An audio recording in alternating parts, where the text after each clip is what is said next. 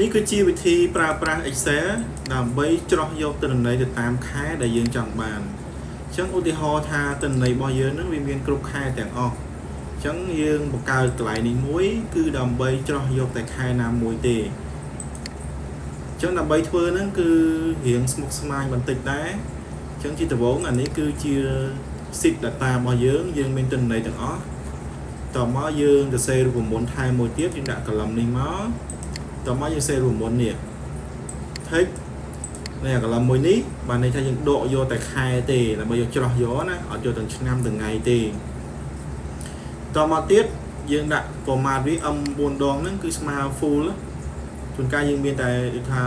January អញ្ចឹងវាមានតែ Jan នេះដាក់ M3 ដល់ពេលនេះ full អញ្ចឹងដាក់ M4 អញ្ចឹងតែប៉ុណ្ណឹងមកយើងអស់វាមកក្រោមមកគឺបាន column នឹងមួយទៀតតមកយើងត្រូវធ្វើអីទៀតយើងត្រូវសរសេរគូ tick box នេះអញ្ចឹងអានេះខ្ញុំមាន2ឥឡូវយើងធ្វើថែមឲ្យមួយទៀតអញ្ចឹងយើងចូលទៅកាន់ developer mode បន្ទាប់មកយើងចូលទៅកាន់ insert យើងយក check box អញ្ចឹងខ្ញុំគូ check box ថែមមួយទៀតខ្ញុំបន្លាយវាស្អាតមកតមកខ្ញុំលុបអានេះ check នេះចេញខ្ញុំចង់បានហ្នឹងទេតមកអា check box ហ្នឹងវាមានតម្លៃ2នេះដូចនេះ true និង false កាលណាយើង tick ទៅវាបាន true ប៉ុន្តែ true នេះយើងឲ្យចេញអត់យើងចង់ឲ្យចេញនៅ column មួយនេះណាអញ្ចឹងយើង right click ទៅលើរបស់យើងនឹងមកយើងយក format តមកកន្លែងនេះគឺយើងយកកន្លែងនេះ enter true ដោះចេញគឺ false បន្ទាប់មកខ្ញុំចង់ចេញកន្លែងនេះ match ខែអញ្ចឹងយើងទៅសេធម្មតាយើងទៅសេមកយើងសេកន្លែងនេះ match តមកយើងត្រូវធ្វើអីទៀតអានេះជំនួយការរបស់យើងវាសំខាន់ដែរអញ្ចឹងកាលណាខ្ញុំ tick 2នេះឲ្យវាតនេះ January 1 February คลิกមួយទៀត March January March ដល់ពេលខ្ញុំដោះ tick ចេះ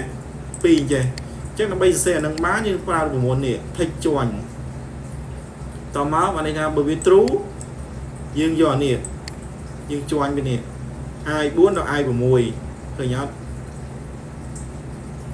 យើង check cáiនេះណា J4 J6 នេះគឺស្មើ true ចឹងបើមានមួយទៀតយើង J7 មកយើងដាក់ថែមមួយទៀតមកយើងមាន12ដាក់ដល់ក្រោមមក J ប្រហែល J4 ដល់ J ប្រហែលទៅ12 13ចឹងទៅឧទាហរណ៍ចឹងអានេះគឺយើងជាន់គេនេះជាន់អក្សរនេះ January February March ចូលគ្នាមកតែប៉ុណ្្នឹងរៀបរយហើយអញ្ចឹងរូបមន្តសំខាន់មួយទៀតនោះគឺ filter នេះខ្ញុំបញ្យល់ចឹងកាលណានេះ E2 នេះគឺមួយនេះ E2 នឹងស្មើទៅទេកន្លែងនេះចឹងយើងដាក់ data not found ឃើញអត់បើសិនជាវាអត់មានអីសោះវាទៅទេប៉ុន្តែបើវាមានវាទៅ filter អីគេវាទៅ filter sheet របស់យើងនេះ sheet data នេះ sheet មួយនេះបន្ទាប់មក filter column យើងទាំងអស់ហ្នឹងមកយើង select លើ column យើងទាំងអស់មកបន្ទាប់មកយើងថែមរូបមន្តមួយទៀត is numeric បើបង្ជាប់មួយយើង search ហ្នឹងគឺ search អីគេ search នៅក្នុង column យើងហ្នឹងហើយ column data របស់យើងហ្នឹងគឺ column G ប្រហែល G3 ដល់ G102 ចឹងទៅបើមានច្រើនជាងហ្នឹងយើងអស់វាដល់100 200តាម column របស់យើងណាអញ្ចឹង search តាមរយៈអីគឺ E នេះអញ្ចឹងបើ E ហ្នឹងបាន January បាន March បានអីគឺវាទៅ search តាមនឹងឯងបន្ទាប់ពីយើង search អត់ឃើញគឺ not found ទៅទេទាំងអស់អញ្ចឹងឥឡូវអានេះគឺស្មើ E ដែលយើងប្រមូលយើងកន្លែងនេះ E ណាមួយនេះអញ្ចឹងថាខ្ញុំ tick តែមួយវាមិនបាន January អញ្ចឹងវាទៅ search កន្លែងនេះតែខែ January ទេនៅក្នុង sheet data របស់យើងអានេះតែប៉ុណ្ណឹងគឺរៀបរយហើយនឹងហើយវីដេអូខ្ញុំក៏អស់តែប៉ុណ្ណឹងបើរូបមន្តនេះចាំខ្ញុំ copy ដាក់នៅខាងក្រោមណាអ្នកនេះអាច copy ហើយទៅសេរូបមន្តតាមខ្ញុំអញ្ចឹងមកនេះ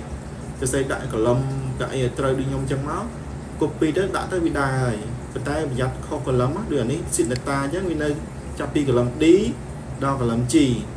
ហើយ data របស់វាមានដល់102ដាក់ប៉ុណ្ណឹងឧទាហរណ៍អញ្ចឹងសិនមកចាំធ្វើជាឧទាហរណ៍ជាក់ស្ដែងខ្លួនឯង data ខ្លួនឯងណាហើយអរគុណច្រើនបើពេញចិត្ត complete ជួយ like ជួយ share ជួយ follow ជួយ subscribe អ្នកមួយផងបើមានជាចម្ងល់ជួយ comment ខាងក្រោមទាំងអស់គ្នាអរគុណច្រើន